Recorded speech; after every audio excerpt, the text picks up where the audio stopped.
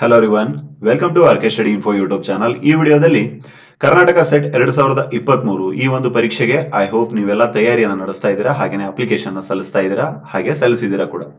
So ಈ ವಿಡಿಯೋದಲ್ಲಿ ಈ ಒಂದು ಟೀಚಿಂಗ್ ಆಪ್ಟಿಟ್ಯೂಡ್ಗೆ ಸಂಬಂಧಪಟ್ಟಂಗೆ ಟೀಚಿಂಗ್ ನ ಉದ್ದೇಶಗಳು, ಅಬ್ಜೆಕ್ಟಿವ್ಸ್ ಆಫ್ ಟೀಚಿಂಗ್, ಹಾಗೆ ಬ್ಲೂಮ್ ಅವರ ವರ್ಗೀಕರಣ ಅಂತ ಬರುತ್ತೆ, ಬ್ಲೂಮ್ ಅವರ ಉದ್ದೇಶಗಳ ವರ್ಗೀಕರಣ, ಹಾಗೆ ಗ್ಯಾಗ್ನೆ ಅಂತ ಬರ್ತಾರೆ, ಅವರ ಪ್ರಕಾರ ವರ್ಗೀಕರಣ ಯಾವ ರೀತಿ ಮಾಡಿದ್ದಾರೆ. ಹಾಗೇನೆ ಉನ್ನತ ಶಿಕ್ಷಣದಲ್ಲಿ ನಾಳೆ ನೀವು ಅಸಿಸ್ಟೆಂಟ್ ಪ್ರೊಫೆಸರ್ಸ್ ಗಳಾದಾಗ ಉನ್ನತ ಶಿಕ್ಷಣದಲ್ಲಿ, ಕಾಲೇಜು ಶಿಕ್ಷಣಗಳಲ್ಲಿ ಯಾವ ರೀತಿಯ ಟೀಚಿಂಗ್ ಮೆಥಡ್ಸ್ ಗಳನ್ನ ಫಾಲೋ ಮಾಡಲಾಗುತ್ತೆ, ಯಾವ ಯಾವ ರೀತಿಯ ಬೋಧನಾ ವಿಧಾನಗಳು ಇದಾವೆ, ಇವೆಲ್ಲವುದ್ರ ಮೇಲೆ ನಿಮಗೆ ನಾಳೆ ಎಕ್ಸಾಮ್ ಅಲ್ಲಿ ಪ್ರಶ್ನೆಗಳು ಬರ್ತವೆ. ಸೊ ಹಾಗಾಗಿ ನಿಮಗೆಲ್ಲ ಯೂಸ್ಫುಲ್ ಆಗ್ಲಿ ಅನ್ನುವಂತ ಉದ್ದೇಶದಿಂದ ಇವತ್ತಿನ ಒಂದು ಸೆಷನ್ ನಲ್ಲಿ ನಿಮಗೆ ನೇಚರ್ ಆಫ್ ಟೀಚಿಂಗ್, ಹಾಗೆ ಬ್ಲೂಮ್ ಅವರ ಟ್ಯಾಕ್ಸಾನಮಿ, ಹಾಗೇನೆ ಆಸ್ಪಿರೆಂಟ್ಸ್ ಬಹಳ ಮುಖ್ಯವಾಗಿ ಈ ಬೋಧನೆಯಲ್ಲಿನ ಬೇರೆ ಬೇರೆ ವಿಧಗಳು ಯಾವ್ಯಾವ ಇದಾವೆ ಇವೆಲ್ಲವನ್ನ ಈ ಒಂದು ಸೆಷನ್ ನಲ್ಲಿ ನಿಮಗೆ ಅರ್ಥ ಆಗುತ್ತೆ.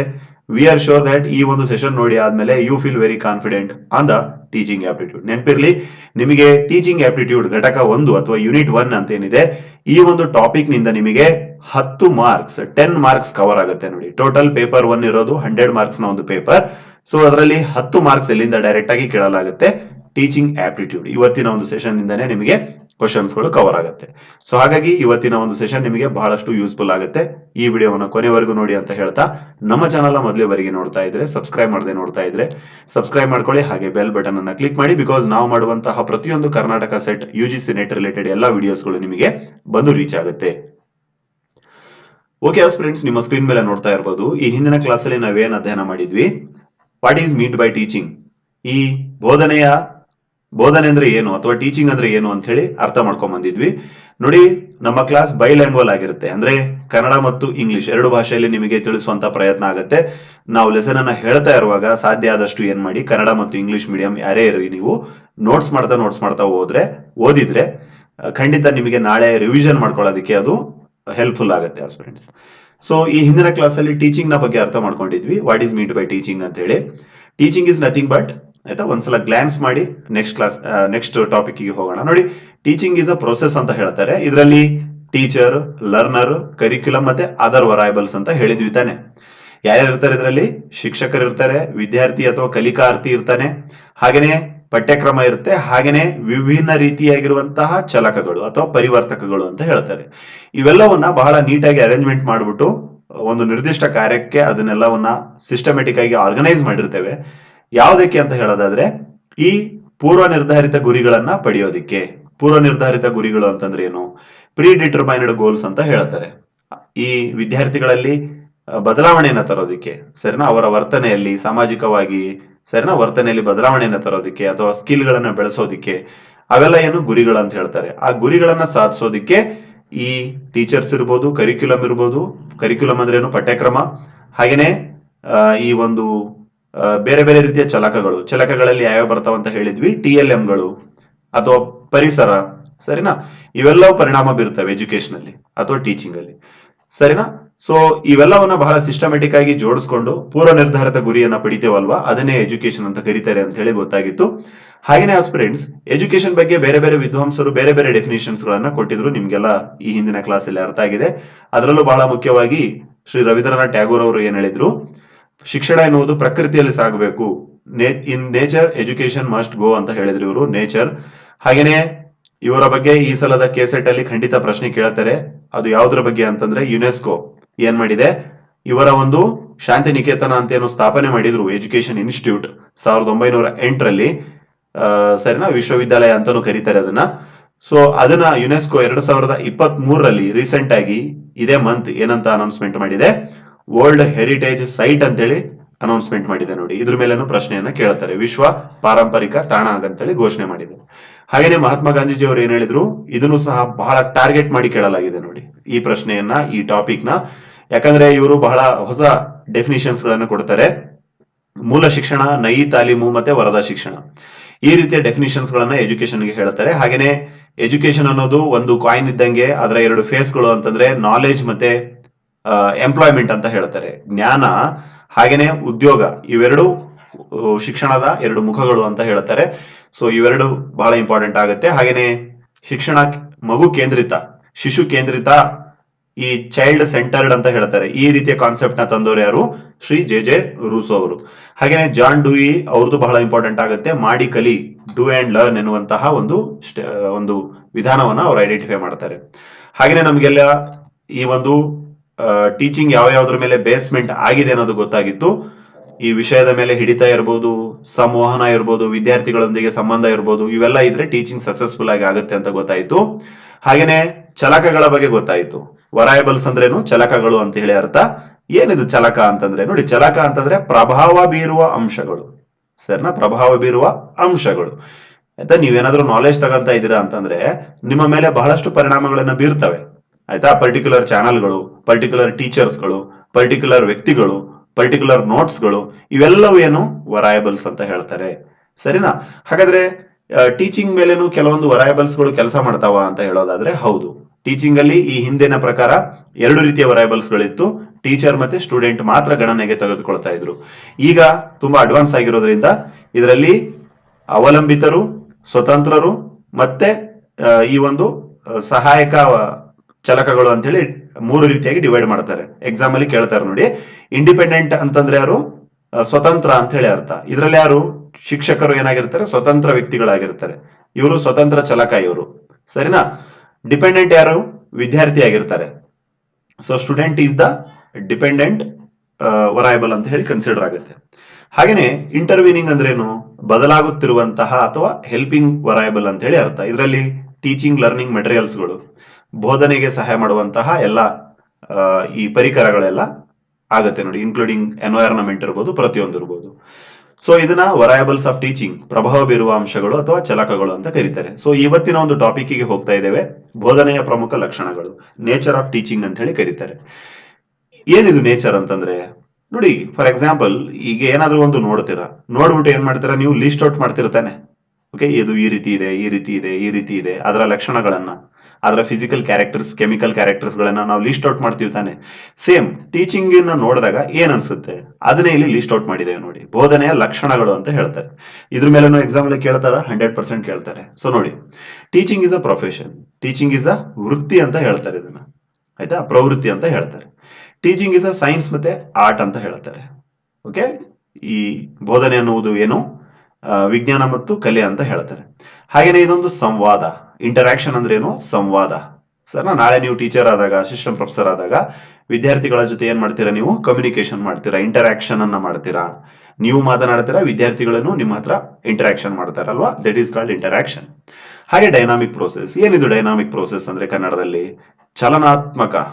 ಆಯ್ತಾ? ಬೋಧನೆ ಎನ್ನುವುದು ಏನಾಗಿರುತ್ತೆ? ಒಂದು ಚಲನಾತ್ಮಕ ಪ್ರಕ್ರಿಯೆ ಆಗಿರುತ್ತೆ.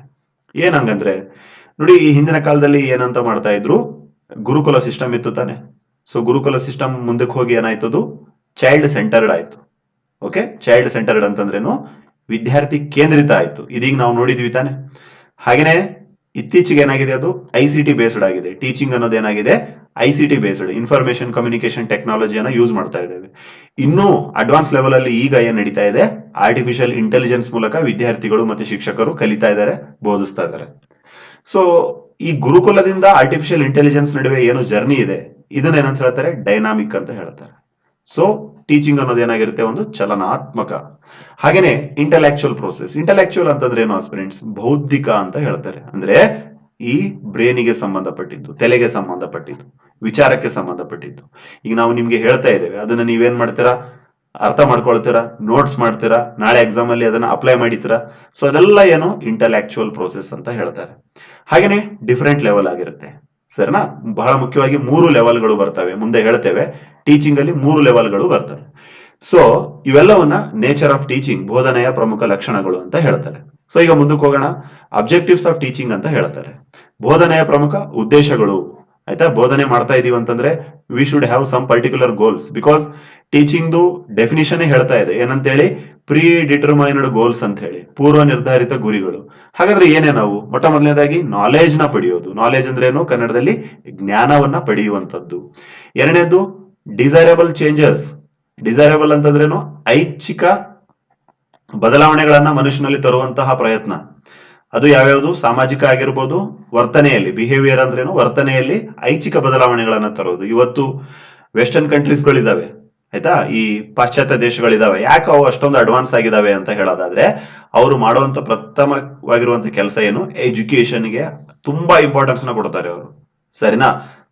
ಎಷ್ಟು ಇಂಪಾರ್ಟೆನ್ಸ್ ಅಂತಂದ್ರೆ ವಿ ಕಾಂಟ್ ಇಮ್ಯಾಜಿನ್, ಅಲ್ಲೇ ಹೋಗಿ ನೋಡ್ಬೇಕಾಗತ್ತೆ, ಅಷ್ಟು ಇಂಪಾರ್ಟೆನ್ಸ್ ನ ಕೊಡ್ತಾರೆ.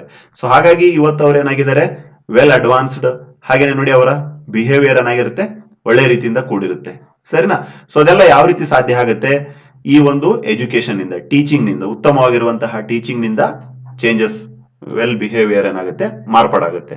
ಹಾಗೇನೆ ಇಂಟೆಲೆಕ್ಚುಯಲ್ ಪ್ರೋಸೆಸ್ ಅಂದ್ರೆ ಏನು, ಟೀಚಿಂಗ್ ನಿಂದ ಇನ್ನೊಂದು ಗೋಲ್ ಸಾಧನೆ ಆಗುತ್ತೆ, ಅದುವೇ ಇಂಟೆಲೆಕ್ಚುಯಲ್ ಪ್ರೋಸೆಸ್. ಅಂದ್ರೆ ಒಬ್ಬ ವಿದ್ಯಾರ್ಥಿಗೆ ಈ ಬುದ್ಧಿಶಕ್ತಿ ಜಾಸ್ತಿ ಆಗುತ್ತೆ ತಾನೆ, ಬುದ್ಧಿಶಕ್ತಿ ಇನ್ಕ್ರೀಸ್ ಆಗುತ್ತೆ.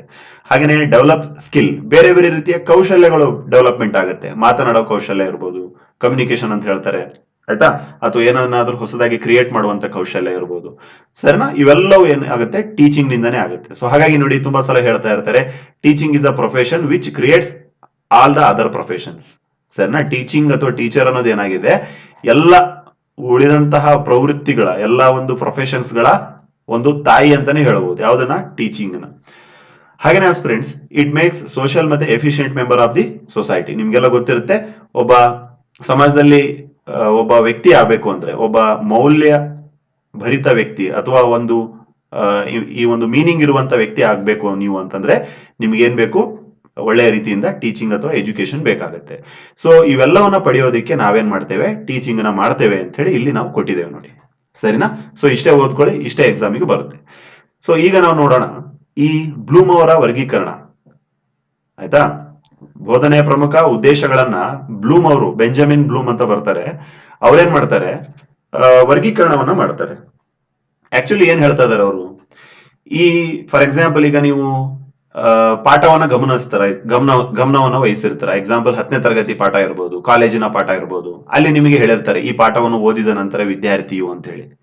ಅವೆಲ್ಲ ಏನು, ಉದ್ದೇಶಗಳು ಅಂತ ಹೇಳ್ತಾರೆ, ಪ್ರೀ ಡಿಟರ್ಮೈನ್ಡ್ ಗೋಲ್ಸ್ ಅಂತ ಹೇಳ್ತಾರೆ. ಹಾಗಾದ್ರೆ ಆ ಗುರಿಗಳು, ಸರಿನಾ, ಆ ಗುರಿಗಳು ಯಾವ ರೀತಿ ಇರ್ಬೇಕಾಗತ್ತೆ, ಆಯ್ತಾ. ಈ ಒಂದು ವಿದ್ಯಾರ್ಥಿಗಳ ಸಾಮರ್ಥ್ಯವನ್ನು ನಿರ್ಧಾರ ಮಾಡೋದಕ್ಕೆ, ಅರ್ಥ ಮಾಡ್ಕೊಳ್ಳಿ, ವಿದ್ಯಾರ್ಥಿಗಳ ಸಾಮರ್ಥ್ಯವನ್ನು ಅರ್ಥ ಮಾಡ್ಕೊಳ್ಳೋದಕ್ಕೆ ಅಥವಾ ನಿರ್ಧರಿಸುವುದಕ್ಕೆ ಶಿಕ್ಷಕರು ಏನೇನು ಸಿದ್ಧಪಡಿಸಿಕೊಳ್ಬೇಕಾಗತ್ತೆ, ಈ ಒಂದು ಚೆಕ್ ಲಿಸ್ಟ್ ಅಂತ ಹೇಳ್ತಾರೆ ಇದನ್ನ. ಸರಿನಾ. It is a list of cognitive skills used by the teacher to determine the level of thinking of their student ಅಂತ ಹೇಳ್ತಾರೆ. ಓಕೆನಾ. ಅಂದ್ರೆ ಈ ಒಂದು ಉದ್ದೇಶಗಳನ್ನ ಡಿಸೈಡ್ ಮಾಡ್ತಿರ್ತೀವಿ ನಾವು. ಉದ್ದೇಶಗಳನ್ನ ಅಂದ್ರೆ ಈಗ ನಾವು ನಿಮ್ಗೆ ಹೇಳ್ತಾ ಇದೀವಿ ಅಂತಂದ್ರೆ ಇದರ ಉದ್ದೇಶ ಏನಾಗಿರುತ್ತೆ, ನಿಮಗೆ ಕೆಸೆಟ್ ಅಲ್ಲಿ ಒಳ್ಳೆಯ ರೀತಿಯ ಅಂಕಗಳು ಬರಲಿ, ನಿಮಗೆ ಪ್ರತಿಯೊಂದು ಅರ್ಥ ಆಗ್ಲಿ ಅಂತ ಹೇಳಿ. ಸೊ ಹಾಗಾದ್ರೆ ಆ ಒಂದು ಉದ್ದೇಶಗಳನ್ನ ಡಿಸೈಡ್ ಮಾಡುವಂತ ಸಂದರ್ಭದಲ್ಲಿ, ಆಯ್ತಾ, ಯಾವ ಯಾವ ವಲಯಗಳನ್ನ ನಾವು ತಲೆಯಲ್ಲಿ ಇಟ್ಕೊಂಡು ಈ ಒಂದು ಉದ್ದೇಶಗಳನ್ನ ಬರಿಬೇಕಾಗತ್ತೆ ಅಥವಾ ಪಟ್ಟಿ ಮಾಡಬೇಕಾಗತ್ತೆ ಅಂತ ಹೇಳಿ ಬೆಂಜಮಿನ್ ಬ್ಲೂಮ್ ಅವರು ಕೆಲವೊಂದು ವರ್ಗೀಕರಣವನ್ನ ಮಾಡ್ತಾರೆ. ಅದುವೇ ಬೆಂಜಮಿನ್ ಬ್ಲೂಮ್ ಅವರ ಉದ್ದೇಶಗಳ ವರ್ಗೀಕರಣ ಅಂತ ಹೇಳ್ತಾರೆ, ಬೋಧನೆಯ ಉದ್ದೇಶಗಳ ವರ್ಗೀಕರಣ ಅಂತ ಹೇಳ್ತಾರೆ. ಸೊ ಮೊಟ್ಟ ಮೊದಲನೇದಾಗಿ ಅವ್ರು ಏನ್ ಮಾಡ್ತಾರೆ, 3 ಪ್ರಮುಖ ವಲಯಗಳನ್ನ, ಓಕೆ, ಡೊಮೇನ್ ಅಂತ ಹೇಳ್ತಾರೆ ಇಂಗ್ಲಿಷ್ ಅಲ್ಲಿ, ನೋಡ್ತಾ ಇರ್ಬೋದು. ಬ್ಲೂಮ್ 3 ಡೊಮೇನ್ಸ್ ಆಫ್ ಆಬ್ಜೆಕ್ಟ್ ಅಂತ ಹೇಳ್ತಾರೆ ಇದನ್ನ, ಆಬ್ಜೆಕ್ಟ್ಸ್. ಬೋಧನೆಯ ಪ್ರಮುಖ 3 ವಲಯಗಳನ್ನ ಡಿವೈಡ್ ಮಾಡ್ತಾರೆ ಅವರು. ಸೊ ಅವರ ಪ್ರಕಾರ ಈ ಒಂದು ಬೋಧನೆಯ ಉದ್ದೇಶಗಳು 3ಕ್ಕೆ ಸಂಬಂಧಪಟ್ಟಿರಬೇಕು ಅಂತ ಹೇಳ್ತಾರೆ. ಮೊಟ್ಟ ಮೊದಲನೇದಾಗಿ ಈ ಒಂದು ಕಾಗ್ನೇಟಿವ್ ಡೆವಲಪ್ಮೆಂಟ್ ಅಥವಾ ಕಾಗ್ನೇಟಿವ್ ಡೊಮೇನ್ ಅಂತ ಹೇಳ್ತಾರೆ ಇವರು. ಕಾಗ್ನೇಟಿವ್ ಡೊಮೇನ್ ಅಂದ್ರೇನು, ಜ್ಞಾನಾತ್ಮಕ ವಲಯ ಅಂತೇಳಿ ಹೇಳ್ತಾರೆ, ಜ್ಞಾನಾತ್ಮಕ ವಲಯ, ನೆನ್ಪಿಟ್ಕೊಳ್ಳಿ. ಹಾಗೇನೆ ಹಾರ್ಟ್ ಅಫೆಕ್ಟಿವ್ ಡೊಮೇನ್ ಅಂತ ಇಲ್ಲಿ ಬರ್ದಿದೀವಿ ನಾವು. ಏನಂಗಂದ್ರೆ ಈ ಒಂದು ಭಾವನಾತ್ಮಕ ವಲಯ, ಸರ್ನಾ, ಭಾವನಾತ್ಮಕ ವಲಯ, ಸರ್ನಾ, ಇದು ಹೃದಯಕ್ಕೆ ಹೋಲಿಸ್ತಾರೆ ಅವರು. ಹಾಗೇನೆ ಫ್ರೆಂಡ್ಸ್, ಹ್ಯಾಂಡ್, ಕೈ ಕಾಲುಗಳಿಗೆ, ಕೈ ಮತ್ತು ಕಾಲುಗಳಿಗೆ ಸೈಕೋಮೋಟರ್ ಡೊಮೇನ್. ಸೈಕೋಮೋಟರ್ ಅಂತಂದ್ರೇನು, ಮನೋದೈಹಿಕ ವಲಯ ಅಂತೇಳಿ 3 ವಲಯಗಳನ್ನ ಮಾಡ್ತಾರೆ. ಒಂದರ್ಥ ಮಾಡ್ಕೊಳ್ಳಿ, ಬ್ಲೂಮ್ ಅವರು ಏನ್ ಹೇಳಕ್ ಪ್ರಯತ್ನ ಮಾಡ್ತಾ ಇದಾರೆ ಅಂತಂದ್ರೆ, ವಿದ್ಯಾರ್ಥಿಗಳು ಉದ್ದೇಶಗಳನ್ನ ನಾವೇನು ಈಡೇರಿಸ್ಕೊಳ್ಳೋದಕ್ಕೆ ಪಾಠ ಮಾಡ್ತೀವಿ ತಾನೆ, ಆ ಉದ್ದೇಶಗಳಲ್ಲಿ 3 ರೀತಿಯ ವಲಯಗಳನ್ನ ಅವರು ಐಡೆಂಟಿಫೈ ಮಾಡಿದ್ದಾರೆ. ಸರಿನಾ. ಅಂದ್ರೆ ಒಬ್ಬ ಶಿಕ್ಷಕರು ಈ 3 ವಲಯಗಳನ್ನ ಫೋಕಸ್ ಮಾಡಬೇಕು ಅಂತ ಹೇಳಿ ಅವರು ಹೇಳ್ತಾರೆ. ಸರಿನಾ. ಮೊಟ್ಟ ಮೊದಲನೇದಾಗಿ ಏನಂತ ಹೇಳ್ತಾರೆ ಅವರು, ಮೊಟ್ಟ ಮೊದಲ ಡೊಮೇನ್ ಅಲ್ಲಿ ಈ ಒಂದು ಕಾಗ್ನೇಟಿವ್ ಡೊಮೇನ್, CD ಅಂತ ನಾವು ಇಲ್ಲಿ ಬರಿತೇವೆ, ಕನ್ನಡದಲ್ಲಿ ಜ್ಞಾನಾತ್ಮಕ ವಲಯ ಅಂತೇಳಿ ಹೇಳ್ತಾರೆ. ಸರಿನಾ. ಇದನ್ನ ಅವರು ಹೆಡ್ಗೆ ಹೋಲಿಸ್ತಾರೆ, ತಲೆಗೆ ಹೋಲಿಸ್ತಾರೆ. ಹಾಗೇನೆ ಫ್ರೆಂಡ್ಸ್, ಇನ್ನೊಂದು ವಲಯ ಇದೆ, ಹಾರ್ಟ್. ಅಥವಾ ಈ ಒಂದು ಭಾವನಾತ್ಮಕ ವಲಯ, ಅಂದ್ರೆ ಇಂಗ್ಲಿಷ್ ಅಲ್ಲಿ ಅಫೆಕ್ಟಿವ್ ಡೊಮೇನ್ ಅಂತ ಹೇಳ್ತಾರೆ. ಹಾಗೇನೆ ಮೂರನೇದು ಯಾವ್ದಿದು, ಸೈಕೋ ಮತ್ತೆ ಮೋಟರ್ ಡೊಮೇನ್, ಅಂದ್ರೆ ಮನೋ ಮತ್ತು ದೈಹಿಕ ವಲಯ ಅಂತ ಹೇಳಿ ಕರೀತಾರೆ ಇದನ್ನ. ಮನೋ ಮತ್ತು ದೈಹಿಕ ವಲಯ ಅಂತ ಹೇಳಿ ಕರೀತಾರೆ. ಈ ರೀತಿ ವಿದ್ಯಾರ್ಥಿಗಳ ಸಾಮರ್ಥ್ಯವನ್ನ ಶಿಕ್ಷಕರು ಯಾವ ರೀತಿ ಅಭಿವೃದ್ಧಿ ಪಡಿಸಬಹುದು ಅನ್ನೋದನ್ನ ಅವ್ರು ಏನ್ ಮಾಡ್ತಾರೆ, 3 ವಲಯಗಳ ಹಾಕಿ ಹೇಳ್ತಾರೆ ಸ್ಟೂಡೆಂಟ್ಸ್. ಸೊ ಇದನ್ನೇನಂತ ಹೇಳ್ತಾರೆ, ಬ್ಲೂಮ್ ಅವರ ವರ್ಗೀಕರಣ ಅಂತ ಹೇಳಿ ಹೇಳ್ತಾರೆ. ಬ್ಲೂಮ್ ಅವರ ವರ್ಗೀಕರಣ ಅಂತ ಹೇಳಿ ಹೇಳ್ತಾರೆ. ಹಾಗೇನೆ ಈ ಜ್ಞಾನ ಅಥವಾ ಈ ಒಂದು ಉದ್ದೇಶಗಳ ವರ್ಗೀಕರಣ ಇವರ ಪ್ರಕಾರ ಕೆಲವೊಂದು ಹಂತಗಳನ್ನ ದಾಟ್ಕೊಂಡು ಹೋಗುತ್ತೆ. 6 ಹಂತಗಳನ್ನ ಇವರು ಐಡೆಂಟಿಫೈ ಮಾಡ್ತಾರೆ. 6 ಹಂತಗಳನ್ನ ಏನ್ ಮಾಡ್ತಾರೆ, ಇವರು ಅಭಿವೃದ್ಧಿ ಪಡಿಸ್ತಾರೆ. ಇವ್ರ ಜೊತೆ ಆಂಡರ್ಸನ್ ಅಂತ ಹೇಳಿ ಬರ್ತಾರೆ, ಆಂಡರ್ಸನ್ ಅಂತ ಹೇಳಿ. ಸೊ ಅವರು ಹಾಗೇನೆ ಬೆಂಜಮಿನ್ ಬ್ಲೂಮ್ ಅವರು ಏನ್ ಮಾಡ್ತಾರೆ, 6 ಹಂತಗಳ ಉದ್ದೇಶಗಳನ್ನ ವರ್ಗೀಕರಣವನ್ನ ಮಾಡ್ತಾರೆ. Okay, Anderson along with Benjamin Bloom they divides the 6 stages of ಅಥವಾ 6 levels of cognitive objectives of in the Bloom's taxonomy. Bloom ಅವರ ಟ್ಯಾಕ್ಸಾನಮಿಯಲ್ಲಿ 6 ಕಾಗ್ನಿಟಿವ್ ಲೆವೆಲ್ಗಳನ್ನ, ಜ್ಞಾನಾತ್ಮಕ ವಲಯಗಳನ್ನ ಇವರು ಇಂಪ್ರೂವ್ಮೆಂಟ್ ಮಾಡ್ತಾರೆ. ಯಾರು, ಆಂಡರ್ಸನ್ ಮತ್ತು ಬೆಂಜಮಿನ್ ಬ್ಲೂಮ್ ಅವರು. ಸೊ ಯಾವ್ಯಾವ ಅಂತ ಹೇಳೋದಾದ್ರೆ, ಮೊಟ್ಟ ಮೊದಲನೇದಾಗಿ ಈ ರಿಮೆಂಬರಿಂಗ್ ಅಂತ ಹೇಳ್ತಾರೆ ಇವರು. ರಿಮೆಂಬರಿಂಗ್ ಅಂತಂದ್ರೇನು, ಈ ಒಂದು ಜ್ಞಾಪನ ಮಾಡಿಕೊಳ್ಳುವುದು. ಹಾಗೇನೆ ರಿಮೆಂಬರಿಂಗ್ ಎಲ್ಲ ಆದ್ಮೇಲೆ ಏನಾಗುತ್ತಂತೆ, ಅಂಡರ್ಸ್ಟ್ಯಾಂಡಿಂಗ್ ಆಗುತ್ತಂತೆ. ಅಂಡರ್ಸ್ಟ್ಯಾಂಡಿಂಗ್ ಅಂತಂದ್ರೇನು, ತಿಳುವಳಿಕೆ ಆಗೋದು. ಮಗುವಿಗೆ ಏನಾಗುತ್ತೆ, ತಿಳುವಳಿಕೆ ಉಂಟಾಗುತ್ತೆ. ಅಂಡರ್ಸ್ಟ್ಯಾಂಡಿಂಗ್ ಆದ ತಕ್ಷಣ ತಿಳುವಳಿಕೆ ಆಗುತ್ತೆ. ಹಾಗೇನೆ ಸ್ಟೂಡೆಂಟ್ಸ್ ಅಪ್ಲೈಯಿಂಗ್, ತಿಳುವಳಿಕೆ ಎಲ್ಲ ಆದ್ಮೇಲೆ ಏನಾಗುತ್ತೆ, ಅಪ್ಲೈ ಅಂತಂದ್ರೇನು, ಇದನ್ನ ಅವರು ಅನ್ವಯ ಮಾಡಕ್ಕೆ ಸ್ಟಾರ್ಟ್ ಮಾಡ್ತಾರೆ. ಏನ್ ಕಲ್ತಿರ್ತಾರಲ್ವಾ ಅದನ್ನ ಅನ್ವಯ ಮಾಡ್ತಾರೆ. ಅಂಡ್ ಫೈನಲಿ ಏನ್ ಮಾಡ್ತಾರೆ, ಅದನ್ನ ಅನಲೈಸ್. ಓಕೆ, ಬರೀ ಅಪ್ಲೈ ಮಾಡಲ್ಲ, ಅದನ್ನ ಏನ್ ಮಾಡ್ತಾರೆ, ಅನಲೈಸ್ ಅಂತಂದ್ರೇನು, ವಿಶ್ಲೇಷಣೆ ಮಾಡು, ಸರಿನಾ ತಪ್ಪ ಅಂತೇಳಿ ಅದನ್ನ ವಿಶ್ಲೇಷಣೆ ಮಾಡ್ತಾರೆ. ಅಂಡ್ ಇನ್ನೊಂದು ವರ್ಗೀಕರಣವನ್ನು ಅವರು ಹೇಳ್ತಾರೆ, ಏನಂತ ಹೇಳೋದಾದ್ರೆ ಈ ಒಂದು ಇವ್ಯಾಲ್ಯುವೇಟಿಂಗ್ ಅಂತ ಹೇಳ್ತಾರೆ. ಇವ್ಯಾಲ್ಯುವೇಟಿಂಗ್ ಅಂತಂದ್ರೇನು, ಮೌಲ್ಯಮಾಪನ ಮಾಡೋದು, ತೀರ್ಮಾನ ಮಾಡೋದು, ಯಾವುದು ಸರಿ ಯಾವುದು ತಪ್ಪು, ಮೌಲ್ಯಮಾಪನ ಮಾಡೋದು. ಫೈನಲಿ ಕ್ರಿಯೇಟ್ ಅಂತಂದ್ರೇನು, ರಚಿಸು, ಹೊಸದನ್ನ ಮಾಡು. ನೋಡಿ, ಈ ರೀತಿ ಏನ್ ಮಾಡ್ತಾರೆ ಬೆಂಜಮಿನ್ ಬ್ಲೂಮ್ ಮತ್ತೆ ಆಂಡರ್ಸನ್ ಅವರು, ಕಾಗ್ನಿಟಿವ್ ಸ್ಕಿಲ್ಗಳು, ಜ್ಞಾನಾತ್ಮಕ ವಲಯದಲ್ಲಿ ಅಥವಾ ಒಬ್ಬ ವಿದ್ಯಾರ್ಥಿ ಈ ರೀತಿ ಕಲಿತಾನೆ, ಈ ರೀತಿಯ ಉದ್ದೇಶಗಳನ್ನ ಈಡೇರಿಸಿಕೊಳ್ಳುತ್ತಾನೆ ಅಂತ ಹೇಳಿ ಈ ರೀತಿ ಇಮ್ಯಾಜಿನರಿ ಏನ್ ಮಾಡ್ತಾರೆ, ಸ್ಟೇಜಸ್ ಗಳನ್ನ ಇಂಪ್ರೂವ್ಮೆಂಟ್ ಮಾಡ್ತಾರೆ. ಎಕ್ಸಾಮ್ ಅಲ್ಲಿ ಕೇಳ್ತಾರ, ಖಂಡಿತ ಕೇಳ್ತಾರೆ. UGC ನಿಟ್ಟಲ್ಲಿ ಸುಮಾರು ಸಲ ಕೇಳಿದ್ದಾರೆ, ಸರಿನಾ? ಸೊ ಒಂದ್ ಅರ್ಥ ಮಾಡ್ಕೊಳ್ಳಿ, ಬೆಂಜಮಿನ್ ಬ್ಲೂಮ್ ಅವರು ಏನ್ ಹೇಳಿದ್ರು ಅಂತ ಹೇಳಿ. ಬೆಂಜಮಿನ್ ಬ್ಲೂಮ್ ಅವರು ಏನ್ ಹೇಳ್ತಾರೆ, ನಿಮ್ಗೆಲ್ಲ ಗೊತ್ತಿದೆ, ಟೀಚಿಂಗ್ದು ಆಬ್ಜೆಕ್ಟ್ಸ್ ಗಳು ಇರ್ತವೆ ಅಂತ ಹೇಳಿ ಗೊತ್ತು ನಿಮಗೆ. ಓಕೆ, ಈ ಒಂದು ಬೋಧನೆಯ ಉದ್ದೇಶಗಳು, ಆ ಬೋಧನೆಯ ಉದ್ದೇಶಗಳಲ್ಲಿ 3 ವಲಯಗಳನ್ನ ಐಡೆಂಟಿಫೈ ಮಾಡ್ತಾರೆ. ಇನ್ನೊಂದ್ಸಲ ಹೇಳ್ತಾ ಇದೀವಿ ನೋಡಿ, 3 ವಲಯಗಳನ್ನ ಐಡೆಂಟಿಫೈ ಮಾಡ್ತಾರೆ. ನಿಮ್ಗೆಲ್ಲ ಗೊತ್ತಿದೆ ಯಾವ್ಯಾವ ವಲಯ ಅಂತ ಹೇಳಿ. ಆ ವಲಯಗಳಲ್ಲಿ ಬರುವಂತಹ ಜ್ಞಾನಾತ್ಮಕ ವಲಯ ಯಾವ ರೀತಿಯ ಬೇರೆ ಬೇರೆ ಹಂತಗಳನ್ನ ದಾಟಿ ಫೈನಲಿ ಮಗುವಿಗೆ ಅರ್ಥ ಆಗುತ್ತೆ, ಅದನ್ನ ಏನ್ ಮಾಡ್ತಾರೆ, ಈ ರೀತಿಯ 1 2 3 4 5 6 ರೀತಿಯ ಏನ್ ಮಾಡ್ತಾರೆ, ಸ್ಟೇಜಸ್ ಗಳನ್ನ, ಲೆವೆಲ್ ಗಳನ್ನ ಇವರು ಐಡೆಂಟಿಫೈ ಮಾಡ್ತಾರೆ. ಯಾರು, ಆಂಡರ್ಸನ್ ಮತ್ತೆ ಬ್ಲೂಮ್ ಅವರು. ಸರಿನಾ? ಮೊಟ್ಟ ಮೊದಲಿಗೆ ಏನಾಗುತ್ತೆ, ಮಗುವಿಗೆ ಜ್ಞಾಪನವನ್ನ ಮಾಡಲಾಗುತ್ತೆ. ನೋಡಿ, ನಿಮಗೆ ನಾವು ಡೈರೆಕ್ಟ್ ಆಗಿ ಪಾಠ ಮಾಡಲಿಲ್ಲ, ಈ ಹಿಂದೆ ಏನಾಗಿತ್ತು ಅಂತ ಅದು ಒಂದ್ಸಲ ರಿವೈಸ್ ಮಾಡಿದ್ವಿ ತಾನೆ. That is called remembering. ತಿಳುವಳಿಕೆ, ಅಂಡರ್ಸ್ಟ್ಯಾಂಡಿಂಗ್ ಆಯ್ತು ನಿಮಗೆ, ಓಕೆ, ಅದನ್ನ ಹೇಳಿದ್ರು. ಈಗ ಇದನ್ನ ಹೇಳ್ತಾ ಇದಾರೆ, ತಿಳುವಳಿಕೆ ಆಯ್ತು ತಾನೆ. ಆಮೇಲೆ ಏನ್ ಮಾಡ್ತಾರೆ, ನಾಳೆ ನೀವು ಎಕ್ಸಾಮ್ ಅಲ್ಲಿ ಅಥವಾ ನೋಟ್ಸ್ ಮಾಡುವಾಗ ಅದನ್ನ ಬರ್ಕೊಳ್ತೀರಾ, ದಟ್ ಈಸ್ ಅಪ್ಲೈ ಅಂತ ಹೇಳ್ತಾರೆ. ಹಾಗೇನೆ ಅನಲೈಸ್ ಮಾಡ್ತೀರಾ. ಅನಲೈಸ್ ಅಂತಂದ್ರೇನು, ಫಾರ್ ಎಕ್ಸಾಂಪಲ್ ನಿಮ್ಮ ಹತ್ರ ಇರುವಂತ ಆಲ್ರೆಡಿ ಇರುವಂತ ನಾಲೆಜ್, ನಾವು ಹೇಳಿರುವಂತ ನಾಲೆಜ್ ಎರಡನ್ನು ಕಂಪೇರ್ ಮಾಡ್ತೀರಾ. ಆಮೇಲೆ ಫೈನಲಿ ಇವ್ಯಾಲ್ಯುಯೇಟ್ ಮಾಡ್ತೀರಾ. ಸರಿನಾ? ಇವ್ಯಾಲ್ಯುಯೇಟ್ ಅಂತಂದ್ರೇನು, ಮೌಲ್ಯಮಾಪನ ಮಾಡ್ಕೊಳ್ಳೋದು. ಏನಾದ್ರೂ ಇನ್ನೂ ಕೊರತೆ ಇದೆನಾ ಅದನ್ನ ತುಂಬಿಸ್ಕೊಳ್ತೀರಾ. ಫೈನಲಿ ಏನ್ ಮಾಡ್ತೀರಾ, ಹೊಸದಾಗಿರುವಂತಹ ನಾಲೆಜ್ ನಿಮಗೆ ಮಾರ್ಪಾಡಾಗುತ್ತೆ. ಸರಿನಾ? ಸೊ ಈ ರೀತಿ ಏನಾಗತ್ತಂತೆ, ಈ ಒಂದು ಉದ್ದೇಶಗಳ ಈಡೇರಿಕೆ ಮಗುವಿನಲ್ಲಿ ಅಥವಾ ವಿದ್ಯಾರ್ಥಿಯಲ್ಲಿ ಆಗುತ್ತೆ ಅಂತೇಳಿ ಬೆಂಜಮಿನ್ ಬ್ಲೂಮ್ ಅವರ ಉದ್ದೇಶಗಳ ವರ್ಗೀಕರಣದಲ್ಲಿ ಪಟ್ಟಿ ಮಾಡ್ತಾ ಹೋಗ್ತಾರೆ. ಸೊ ಐ ಹೋಪ್ ನಿಮಗೆ ಗೊತ್ತಾಗಿದೆ. ಬೆಂಜಮಿನ್ ಬ್ಲೂಮ್ ಏನ್ ಮಾಡ್ತಾರೆ, 3 ವಲಯಗಳನ್ನ ಡಿವೈಡ್ ಮಾಡ್ತಾರೆ. ಇದರಲ್ಲಿ ಈ ಬೋಧನೆಯ ಉದ್ದೇಶಗಳಲ್ಲಿ ಅವರ ಪ್ರಕಾರ ಬೋಧನೆಯ ಉದ್ದೇಶಗಳು 3 ಪ್ರಕಾರವಾಗಿರ್ತವೆ. ಸರಿನಾ? ಒಂದು ಜ್ಞಾನಾತ್ಮಕ ವಲಯ, that means cognitive domain. Affective domain ಅಂದ್ರೆ ಭಾವನಾತ್ಮಕ ವಲಯ ಅಂತ ಹೇಳ್ತಾರೆ. ಹಾಗೆ ಸೈಕೋಮೋಟರ್ ಡೊಮೇನ್ ಅಂದ್ರೇನು, ಮನೋದೈಹಿಕ. ನೋಡಿ, ಇವ್ರು ಏನ್ ಮಾಡ್ತಾ ಇದಾರೆ, ಕಂಪ್ಲೀಟ್ಲಿ ಹೆಡ್, ಬಾಡಿ ಹಾಗೆ ಕೈಕಾಲುಗಳು. ದಟ್ ಮೀನ್ಸ್ ಸರ್ವತೋಮುಖ ಉದ್ದೇಶಗಳ ಈಡೇರಬೇಕು ಅಂತ ಹೇಳಿ ಇವರ ಒಂದು ಭಾವನೆ. ಯಾರ್ದು? ಬೆಂಜಮಿನ್ ಬ್ಲೂಮ್ ಅವರು. ಸರಿನಾ? ಸೊ ಫಸ್ಟ್ ಆಫ್ ಆಲ್ ಅರ್ಥ ಮಾಡ್ಕೊಳ್ಳಿ ಅಬ್ಜೆಕ್ಟಿವ್ ಅಂದ್ರೆ ಏನು ಅಂತ ಹೇಳಿ. ಅಬ್ಜೆಕ್ಟಿವ್ ಅಂತಂದ್ರೆ ಪೂರ್ವ ನಿರ್ಧಾರಿತ ಗುರಿಗಳು. Once again we are saying ಪೂರ್ವ ನಿರ್ಧಾರಿತ ಗುರಿ ಅಂತಂದ್ರೆ, ಈಗ ಆಯ್ತಾ, ನಾಳೆ ನೀವು ಅಸಿಸ್ಟೆಂಟ್ ಪ್ರೊಫೆಸರ್ ಆದಾಗ ಒಂದು ವಿಷಯವನ್ನ ಪಾಠ ಮಾಡ್ತಾ ಇರ್ತೀರ. ಯಾಕೆ ಪಾಠ ಮಾಡ್ತಾ ಇರ್ತೀರಾ ಅಂತಂದ್ರೆ ದಟ್ ಈಸ್ ಅ ಪೂರ್ವ ನಿರ್ಧಾರಿತ ಗುರಿ. ಆ ಮಗುವಿನಲ್ಲಿ ಕೌಶಲ್ಯಗಳನ್ನ ಬಳಸಬೇಕು, ಆ ವಿದ್ಯಾರ್ಥಿಯಲ್ಲಿ ಸ್ಕಿಲ್ಗಳನ್ನ ಅಥವಾ ಡಿಸೈರಬಲ್ ಚೇಂಜಸ್ ಗಳನ್ನ ಮಾಡಬೇಕು. ಅವೆಲ್ಲವೂ ಈ ರೀತಿ ಆಗುತ್ತೆ ಅಂತ ಹೇಳಿ ಶ್ರೀ ಬೆಂಜಮಿನ್ ಬ್ಲೂಮ್ ಅವರು ಹೇಳ್ತಾರೆ. ಸೇಮ್ ಅದೇ ರೀತಿಯಾಗಿ ಗ್ಯಾಗ್ನೆ ಅವ್ರನ್ನು ಅಭಿಪ್ರಾಯ ಪಡ್ತಾರೆ. ಗ್ಯಾಗ್ನೆ ಅವರು ಏನ್ ಮಾಡ್ತಾರೆ, 8 ಹಂತಗಳನ್ನ ಹೇಳ್ತಾರೆ ಇವರು. ಆಯ್ತಾ, ಗ್ಯಾಗ್ನೆ ಮತ್ತು ಬ್ರಿಗ್ ಅಂತ ಬರ್ತಾರೆ. 8 ವಿವಿಧ ರೀತಿಯ ಹಂತಗಳನ್ನ ಅಥವಾ ಉದ್ದೇಶಗಳನ್ನ ಇವರು ಹೇಳ್ತಾರೆ ಆಸ್ಪಿರೆಂಟ್ಸ್. ಸೊ ಅದನ್ನ ಈಗ ನೋಡೋಣ. ನೋಡಿ ಆಸ್ಪಿರೆಂಟ್ಸ್, ಇವರು ಗ್ಯಾಗ್ನೆ ಅಂತ ಏನಿದಾರಲ್ವಾ, ಇವ್ರೇನ್ ಮಾಡ್ತಾರೆ, ಇನ್ನೂ ಒಂದು ಹಂತ ಮುಂದಕ್ಕೆ ಹೋಗಿ ಬೆಂಜಮಿನ್ ಬ್ಲೂಮ್ ಅವ್ರು ಏನ್ ಮಾಡಿದ್ರು, ಕೇವಲ ಉದ್ದೇಶಗಳ ವರ್ಗೀಕರಣವನ್ನ ಮಾಡಿದ್ರು. ಉದ್ದೇಶಗಳು ನೋಡಿ ಈ ರೀತಿ ವಲಯಗಳಿರ್ತವೆ. ಈ ರೀತಿಯ 6 ರೀತಿಯ ಲೆವೆಲ್ಗಳನ್ನ ದಾಟ್ಕೊಂಡು ಮಗುವಿಗೆ ಉದ್ದೇಶ ಅರ್ಥ ಆಗುತ್ತೆ ಅಂತ ಹೇಳಿ ಯಾರು ಹೇಳ್ತಾರೆ, ಬ್ಲೂಮ್ ಮತ್ತೆ ಆಂಡರ್ಸನ್ ಅವರು ಹೇಳಿದ್ರು. ಸೊ ಈಗ ಬರ್ತಾ ಇದಾರೆ ಯಾರು, ಗ್ಯಾಗ್ನೆ ಅಂತ ಬರ್ತಾರೆ. ಗ್ಯಾಗ್ನೆ ಮತ್ತು ಬ್ರಿಗ್ ಅಂತ ಬರ್ತಾರೆ. ಸರಿನಾ ಫ್ರೆಂಡ್ಸ್? ಗ್ಯಾಗ್ನೆ ಮತ್ತು ಬ್ರಿಗ್ ಅಂತ ಬರ್ತಾರೆ. ಇವ್ರೇನ್ ಮಾಡ್ತಾರೆ, ಕೇವಲ ಬೋಧನೆಯ ಉದ್ದೇಶಗಳು ಅಷ್ಟೇ ಅಲ್ಲ, ಅರ್ಥ ಮಾಡ್ಕೊಳ್ಳಿ. Not only the objectives of teaching but also ಈ ಒಂದು ಡೊಮೇನ್ ಆಫ್ ಲರ್ನಿಂಗ್ ಇದೆ ಅಲ್ವಾ. ಆಯ್ತಾ, ಡೊಮೇನ್ ಆಫ್ ಲರ್ನಿಂಗ್ ಗೊತ್ತಾಗಿದೆ ನಿಮಗೆ, ಬೆಂಜಮಿನ್ ಬ್ಲೂಮ್ ಅವರು ಹೇಳಿದಾರೆ ತಾನೆ.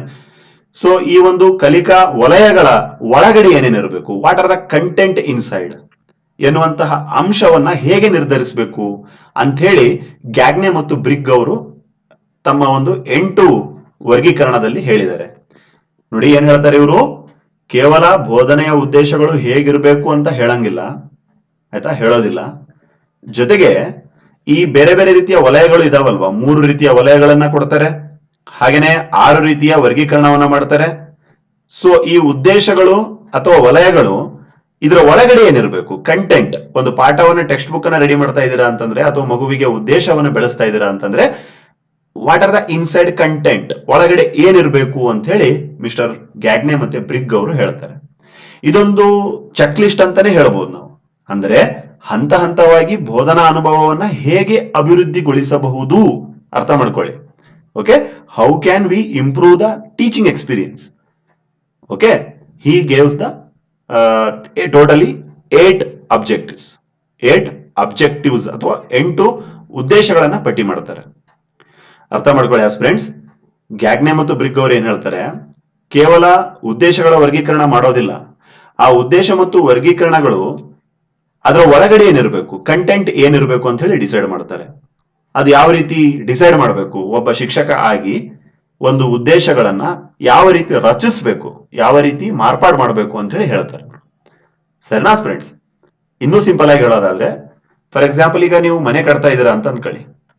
ಆಯ್ತಾ, ಆ ಮನೆ ಕಟ್ಟೋದಕ್ಕೆ ಏನೇನ್ ಬೇಕು ಅಂತ ಹೇಳಿ ಹೇಳ್ತಾರೆ ಅಷ್ಟೇ ಇವರು. ಸೊ ಮನೆ ಕಟ್ಟೋದನ್ನ ನೀವೇನಂತ ಅರ್ಥ ಮಾಡ್ಕೊಳ್ಳಿ, ಉದ್ದೇಶ ಅಂತ ಅರ್ಥ ಮಾಡ್ಕೊಳ್ಳಿ. ಉದ್ದೇಶ ಅಂತಂದ್ರೆ ಏನು, once again predetermined goals. ಇದನ್ನ ಮಾತ್ರ ನೆನ್ಪಿಡ್ಲೇಬೇಕು ನೀವು. ಪ್ರೀ ಡಿಟರ್ಮೈನ್ಡ್ ಅಂದ್ರೆ ಏನು, ಕನ್ನಡದಲ್ಲಿ ಪೂರ್ವ ನಿರ್ಧಾರಿತ ಗುರಿಗಳು. ಪೂರ್ವ ನಿರ್ಧಾರಿತ ಗುರಿ ಅಂದ್ರೆ ಮತ್ತೆ ಅದನ್ನು ಮರಿಬೇಡಿ, ಮಗುವಿನಲ್ಲಿ ಅಥವಾ ವಿದ್ಯಾರ್ಥಿಯಲ್ಲಿ ಮಾಡಬೇಕಾಗಿರುವಂತಹ ಬದಲಾವಣೆಗಳು. ಓಕೆ, ಈ ಒಂದು ವರ್ತನೆಯಲ್ಲಿ ಆಗಿರ್ಬೋದು, ಕೌಶಲ್ಯಗಳಲ್ಲಿ ಆಗಿರ್ಬೋದು. ಸರಿನಾ? ಬಿಹೇವಿಯರ್ ಆರ್ ಸ್ಕಿಲ್ ಡೆವಲಪ್ಮೆಂಟ್ ಆಗಿರ್ಬೋದು. So these are called hidden objectives. So how those objectives can be fulfilled ಅಂತ ಹೇಳಿ ಗ್ಯಾಗ್ನೆ ಮತ್ತೆ ಬ್ರಿಗ್ ಅವರು 8 ಲೆವೆಲ್ಗಳನ್ನ ಹೇಳ್ತಾರೆ. ಸೊ ಇದನ್ನ ಹೇಳಿ ಇವತ್ತಿನ ಸೆಷನ್ ಕಂಪ್ಲೀಟ್ ಮಾಡ್ತಾ ಇದ್ದೇವೆ, ಕೇಳಿಸ್ಕೊಳ್ಳಿ ಕರೆಕ್ಟ್ ಆಗಿ. ನೋಡಿ, ಸಿಗ್ನಲ್ ಲರ್ನಿಂಗ್ ಅಂತ ಹೇಳ್ತಾರೆ ಇವರು. ಏನಂತ ಹೇಳ್ತಾರೆ, ಸಿಗ್ನಲ್ ಲರ್ನಿಂಗ್. ಹಾಗೆ SR ಲರ್ನಿಂಗ್. ಕನ್ನಡದಲ್ಲಿ ಸಿಗ್ನಲ್ ಲರ್ನಿಂಗ್ ಈಗ ಏನಂತಾರೆ, ಸಂಜ್ಞೆಗಳ ಮೂಲಕ ಕಲಿಕೆ. ಸಂಜ್ಞೆಗಳ ಮೂಲಕ ಕಲಿಕೆ. SR ಲರ್ನಿಂಗ್ ಅಂತಂದ್ರೇನು, ಸ್ಟಿಮ್ಯುಲಸ್ ಮತ್ತೆ ರೆಸ್ಪಾನ್ಸ್, ಸಂಜ್ಞೆ ಮತ್ತು ಪ್ರತಿಕ್ರಿಯೆಗಳ ಕಲಿಕೆ ಅಂತೇಳಿ ಹೇಳ್ತಾರೆ. ಹಾಗೇನೆ ಚೈನಿಂಗ್. ಚೈನಿಂಗ್ ಅಂದ್ರೇನು, ಪುನರಾವರ್ತಿತ ಅಭ್ಯಾಸಗಳು. ಹಾಗೇನೆ ವರ್ಬಲ್ ಅಸೋಸಿಯೇಷನ್. ವರ್ಬಲ್ ಅಸೋಸಿಯೇಷನ್ ಅಂದ್ರೆ ಏನು ಆಸ್ಪಿರೆಂಟ್ಸ್, ಮೌಖಿಕವಾಗಿ ಕಲಿಯುವಿಕೆ, ಮೌಖಿಕವಾಗಿ ಸಂಘಟಿತರಾಗಿ ಕಲಿಯೋದು, ಅಥವಾ ಶಬ್ದಗಳನ್ನ ಕೇಳಿಸ್ತಾ ಕೇಳಿಸ್ತಾ ಕಲ್ಕೊಂಡು ಹೋಗೋದು. ಹಾಗೇನೆ ಡಿಸ್ಕ್ರಿಮಿನೇಷನ್ ಆಫ್ ಲರ್ನಿಂಗ್ ಅಂತ ಬರುತ್ತೆ. ಡಿಸ್ಕ್ರಿಮಿನೇಷನ್ ಆಫ್ ಲರ್ನಿಂಗ್ ಅಂದ್ರೆ ಕನ್ನಡದಲ್ಲಿ ಈ ಒಂದು ಕಲಿಕೆಯಲ್ಲಿ ಆಯ್ತಾ, ಈ ಒಂದು ತಾರತಮ್ಯ ಅಂತ ಹೇಳ್ಬೋದು. ತಾರತಮ್ಯ ಯಾವ ರೀತಿ ಹೇಳ್ತೇವೆ, ಡೋಂಟ್ ವರಿ. ತಾರತಮ್ಯ ಅಥವಾ ಪರ್ಟಿಕ್ಯುಲರ್ ಕಂಡುಹಿಡಿಯೋದು. ಹೇಳ್ತೀವಿ ಯಾವ ರೀತಿ ಅಂತ ಹೇಳಿ. ಹಾಗೇನೆ ಫ್ರೆಂಡ್ಸ್ ಕಾನ್ಸೆಪ್ಟ್ ಲರ್ನಿಂಗ್ ಪರಿಕಲ್ಪನಾ ಕಲಿಕೆ ಅಂತ ಹೇಳ್ತಾರೆ, ಪರಿಕಲ್ಪನಾ ಕಲಿಕೆ. ಹಾಗೇನೆ ರೂಲ್ ಲರ್ನಿಂಗ್ ನಿಯಮಗಳ ಕಲಿಕೆ. ಫೈನಲಿ ಸಮಸ್ಯೆಗಳನ್ನ ಪರಿಹಾರ ಮಾಡುವಿಕೆ ಕಲಿಕೆ. ಸೊ ಗ್ಯಾಗ್ನೆ ಮತ್ತು ಬ್ರಿಗ್ ಅವರ ವರ್ಗೀಕರಣದಲ್ಲಿ ನೀವು ಏನ್ ನೆನ್ಪಿಡುತ್ತಾರೋ ಬಿಡುತ್ತಾರೋ ಗೊತ್ತಿಲ್ಲ, ಈ ಕೊನೆಯದನ್ನು ಮಾತ್ರ ನೆನ್ಪಿಡಿ. ಯಾವ್ದಿದು? Problem solving learning. ಯಾಕೆ? ಇದ್ರ ಮೇಲೆ ಎಕ್ಸಾಮ್ ಅಲ್ಲಿ ಕೇಳಿದ್ದಾರೆ, ಸರಿನಾ? Which is the highest form of learning ಅಂತ ಕೇಳ್ತಾರೆ. ಈ ಗ್ಯಾಗ್ನೆ ಮತ್ತು ಬ್ರಿಗ್ ಅವರ ವರ್ಗೀಕರಣದ ಪ್ರಕಾರ ಕಲಿಕಾ ಉದ್ದೇಶಗಳಲ್ಲಿ ಅತ್ಯಂತ ಉನ್ನತವಾಗಿರುವಂತಹ ಉದ್ದೇಶಗಳ ವರ್ಗೀಕರಣ ಯಾವುದು ಅಂತ ಕೇಳ್ತಾರೆ. ಸೊ ಎಕ್ಸಾಮ್ ಅಲ್ಲಿ ಬರೀರಿ ನೀವೆಲ್ಲ ಪ್ರಾಬ್ಲಮ್ ಸಾಲ್ವಿಂಗ್ ಲರ್ನಿಂಗ್ ಅಂತ ಹೇಳಿ. ಪ್ರಾಬ್ಲಮ್ ಸಾಲ್ವಿಂಗ್ ಲರ್ನಿಂಗ್ ಅಂತ ಹೇಳ್ತಾರೆ. ಪ್ರಾಬ್ಲಮ್ ಸಾಲ್ವಿಂಗ್ ಲರ್ನಿಂಗ್ ಅಂತಂದ್ರೇನು?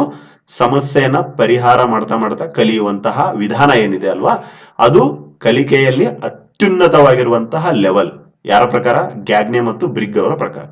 ಸೊ ಈಗ ಡೈರೆಕ್ಟ್ ಆಗಿ ವಿಷಯ ಮತ್ತೆ ಒಂದ್ಸಲ ಹೋಗ್ತಾ ಇದೀವಿ ನೋಡಿ. ಏನಿದು ಸಿಗ್ನಲ್ ಲರ್ನಿಂಗ್ ಅಂದ್ರೆ? ಸಿಗ್ನಲ್ ಅಂತಂದ್ರೆ ನೋಡಿ, ಸಿಗ್ನಲ್ ಅಂದ್ರೆ ಏನು? ಸೂಚನೆ ಅಂತ ಅರ್ಥ, ಸರಿನಾ? ಟ್ರಾಫಿಕ್ ಅಲ್ಲಿ ಸಿಗ್ನಲ್ ಗಳನ್ನ ಹಾಕಿರ್ತಾನೆ, ಅದನ್ನ ನೋಡಿ ನೀವು ಗಾಡಿ ಓಡಿಸ್ತಿರ್ತಾನೆ. ಎಸ್, ಸೇಮ್ ಮಗುನು ಅಷ್ಟೇ ಏನ್ ಮಾಡುತ್ತೆ? ಸಂಜ್ಞೆಗಳ ಮೂಲಕ ಕಲಿಯುತ್ತೆ ಅಂತ ಹೇಳಿ ಮಿಸ್ಟರ್ ಗ್ಯಾಗ್ನೆ ಮತ್ತೆ ಬ್ರಿಗ್ ಅವರು ಹೇಳ್ತಾರೆ. ಹಾಗೇನೆ ಸ್ಟಿಮ್ಯುಲಸ್ ಮತ್ತೆ ರೆಸ್ಪಾನ್ಸ್. ಸ್ಟಿಮ್ಯುಲಸ್ ಅಂದ್ರೇನು? ಸಂಜ್ಞೆಗಳು. ರೆಸ್ಪಾನ್ಸ್ ಅಂದ್ರೇನು? ಬದಲಾವಣೆಗಳು. ಎಕ್ಸಾಂಪಲ್ ಹೇಳೋದಾದ್ರೆ ಆಯ್ತಾ, ನೀವೆಲ್ಲ ಓದಿರ್ತೀರ, ಸೂರ್ಯಕಾಂತಿ ಏನ್ ಮಾಡುತ್ತೆ? ಗಿಡ ಸೂರ್ಯನ ಬೆಳಕು ಕಡೆ ಇರುತ್ತೆ, ಆ ಕಡೆ ಟರ್ನ್ ಆಗುತ್ತೆ. ಅಥವಾ ಯಾವುದೇ ಒಂದು ಗಿಡ ಮರ, ಇವನ್ ಮನುಷ್ಯರು ಯಾರೇ ಇರಲಿ, ಸರಿನಾ? ಈ ಸಂಜ್ಞೆಗಳಿಗೆ, ಪ್ರಚೋದನೆಗಳಿಗೆ ಏನ್ ಮಾಡ್ತೇವೆ ನಾವು? ಪ್ರತಿಕ್ರಿಯೆಯನ್ನ ನೀಡ್ತೇವೆ. ಸೊ ಆ ಮೂಲಕ ಕಲಿಕೆ ಆಗುತ್ತೆ ಅಂತ ಹೇಳಿ ಗ್ಯಾಗ್ನೆ ಅವರು ಹೇಳ್ತಾರೆ. ಹಾಗೇನೆ ಚೈನಿಂಗ್. ಏನಿದು ಚೈನಿಂಗ್ ಅಂತಂದ್ರೆ ನೋಡಿ, chaining is nothing but it is a connection of a set of individual stimulus and response in a sequence ಅಂತ ಹೇಳ್ತಾರೆ. ಎಕ್ಸಾಂಪಲ್ ಹೇಳೋದಾದ್ರೆ, ಈಗ ನೀವು ಓಕೆ ಸಂಜ್ಞೆಗಳನ್ನ ಕಲಿತೀರಾ, ಹಾಗೆ ಅದಕ್ಕೆ ರೆಸ್ಪಾನ್ಸ್ ಅನ್ನ ಕೊಡ್ತೀರಾ, ಅದರಿಂದ ಏನಾಗುತ್ತೆ? ಸ್ವಲ್ಪ ನಿಮಗೆ ನಾಲೆಜ್ ಸಿಗುತ್ತೆ ತಾನೆ. ಫಾರ್ ಎಕ್ಸಾಂಪಲ್ ಒಂದು ಸರಿನಾ, ಫಾರ್ ಎಕ್ಸಾಂಪಲ್ ಈಗ ನೀವು ಸೈಕಲ್ ಓಡಿಸ್ತಾ ಇದೀರಾ ಅಂತ ಅನ್ಕೊಳ್ಳಿ, ಬೈಸಿಕಲ್. ಸೊ ಬೈಸಿಕಲ್ ಓಡಿಸ್ತಾರಂತ ವ್ಯಕ್ತಿಗೆ ನಾಳೆ ಬೈಕ್ ಕೊಟ್ರೆ ಏನ್ ಮಾಡ್ತಾರೆ? ಸ್ವಲ್ಪ ಬ್ಯಾಲೆನ್ಸ್ ಮಾಡ್ಕೊಂಡು ಓಡಿಸ್ತಾರೆ ತಾನೆ, ಸರಿನಾ? ಸೇಮ್ ಅದೇ ರೀತಿಯಾಗಿ ಚೈನಿಂಗ್ ಅಲ್ಲಿ ಏನಾಗುತ್ತೆ? ಈ ಒಂದು ಪದೇ ಪದೇ ಆ ಒಂದು ಸ್ಟಿಮ್ಯುಲಸ್ ಮತ್ತೆ ರೆಸ್ಪಾನ್ಸ್ ಗಳನ್ನ ನೋಡ್ತಾ ನೋಡ್ತಾ ಆ ವಿದ್ಯಾರ್ಥಿ ಕಲಿತಾ ಹೋಗ್ತಾನೆ, ಸರಿನಾ? ಪುನರಾವರ್ತಿತ ಅಭ್ಯಾಸಗಳಿಂದ ಕಲಿಯುವುದು ಅಂತ ಹೇಳಿ ಅರ್ಥ. ಹಾಗೇನೆ ವರ್ಬಲ್ ಅಸೋಸಿಯೇಷನ್ ಅಂತಂದ್ರೇನು? ವರ್ಬಲ್ ನೋಡಿ, ವರ್ಬಲ್ ಅಸೋಸಿಯೇಷನ್, ವರ್ಬಲ್ ಅಂತಂದ್ರೇನು? ಮೌಖಿಕ ಅಂತ ಅರ್ಥ. ಸೊ ವಿದ್ಯಾರ್ಥಿಗಳು ಯಾವ್ದ್ರಿಂದ ಕಲಿತಾರಂತೆ? ಮೌಖಿಕವಾಗಿನೂ ಕಲಿತಾ ಹೋಗ್ತಾರೆ. Okay, learner makes association with the verbal connections, ಸರಿನಾ? ಎಕ್ಸಾಂಪಲ್ ಹೇಳೋದಾದ್ರೆ, ಈಗ ಒಬ್ಬ ನರ್ಸ್ ಇದಾರಂತ ಅನ್ಕೊಳ್ಳಿ, ನರ್ಸ್. ಓಕೆ, ಅವ್ರೇನ್ ಮಾಡ್ತಾರೆ? ಮೆಡಿಕಲ್ ಟರ್ಮ್ಸ್ ಗಳನ್ನೆಲ್ಲ ಈಸಿಯಾಗಿ ಬಳಸೋದಕ್ಕೆ ಸ್ಟಾರ್ಟ್ ಮಾಡ್ತಾರೆ ತಾನೆ. ಓಕೆ, ಅಥವಾ ವಕೀಲರು ಇದ್ದಾರೆ, ಅವ್ರದ್ದೇ ಆಗಿರುವಂತಹ ಕೆಲವೊಂದು ವರ್ಡ್ಸ್ ಗಳು ಇರ್ತಾವ ತಾನೆ, ಅದು ಕಾಮನ್ ಪೀಪಲ್ ಗೆ ಅರ್ಥ ಆಗಲ್ಲ. Because that is called verbal association ಅಂತ ಹೇಳ್ತಾರೆ. ಯಾರು? ಗ್ಯಾಗ್ನೆ ಅವರು. ಹಾಗೇನೆ ಡಿಸ್ಕ್ರಿಮಿನೇಷನ್ ಆಫ್ ಲರ್ನಿಂಗ್, ಇದು ಇಂಪಾರ್ಟೆಂಟ್ ನೋಡಿ. ಏನಿದು ತಾರತಮ್ಯದ ಕಲಿಕೆ?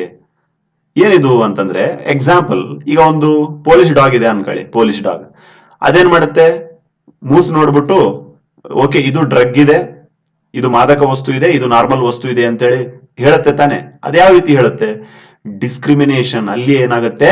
ವಸ್ತುಗಳ ನಡುವೆ ಅದು ತಾರತಮ್ಯವನ್ನು ಕಂಡುಹಿಡಿಯುತ್ತೆ, ಸರಿನಾ? ಇದು ಬೇರೆ ಅದು ಬೇರೆ ಅಂತೇಳಿ ಕಂಡುಹಿಡಿಯುತ್ತೆ.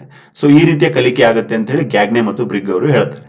ಹಾಗೇನೆ ಕಾನ್ಸೆಪ್ಟ್ ಲರ್ನಿಂಗ್, ಪರಿಕಲ್ಪನೆಯ ಕಲಿಕೆ. ಸೈನ್ಸ್ ಅಲ್ಲಿ ನಾವೇನ್ ಮಾಡ್ತೇವೆ? ಬರೀ ಥಿಯರಿನಷ್ಟೇ ಓದೋದಿಲ್ಲ, ಇಡೀ ಕಾನ್ಸೆಪ್ಟ್ ನ ಅರ್ಥ ಮಾಡ್ಕೊಳ್ತೀವಿ ತಾನೆ, ಆ ಮೂಲಕ ಕಲಿಕೆ ಉಂಟಾಗುತ್ತೆ. ಹಾಗೇನೆ rules learning, especially grammar rules ಗಳಾಗಿರ್ಬೋದು, ಮ್ಯಾಥಮೆಟಿಕ್ಸ್ ರೂಲ್ಸ್ ಗಳಾಗಿರ್ಬೋದು, ಇಲ್ಲಿ ಕಲಿಕೆಗಳು ಆಗುತ್ತೆ. ಹಾಗೇನೆ ಪ್ರಾಬ್ಲಮ್ ಸಾಲ್ವಿಂಗ್ ಅಂತಂದ್ರೇನು?